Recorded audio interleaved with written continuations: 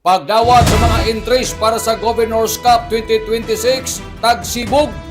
Dakan mahatagan ang pabor ang handyo sa mga gusto nga magparehistro sa mga duwa para sa umabot na ika-125 na adlaw ng Surigao del Norte. Si Provincial Governor Lyndon Barbers may anunsyo na inay kotobra sa Marso 23 ang katapusan ng pagdawat sa mga entries sa gusto moapil sa mga duwa. Tagsibog ng gobernador hangtod kuman Marso 31 ning tuig 2026. Laong ni Governor Barbers atol sa ija tamban sa Domingo program sa ija FB page, hamok ang naghangyo sa ija naan mga coach sa nan mga LGU na tungod sa ila kabisi ni atong miaging adlaw kay lagi jaon may ato dako na activity ang Caraga Regional Athletic Games mao nga waya sila makaparehistro. Laong ni Governor Barbers, adyaw na kamo pagpaulay mga Surigao-non. Isumite na dajon ang ijo hard copies sa Provincial Youth Development Office na daon mahimutang suyod ng Provincial Grandstand.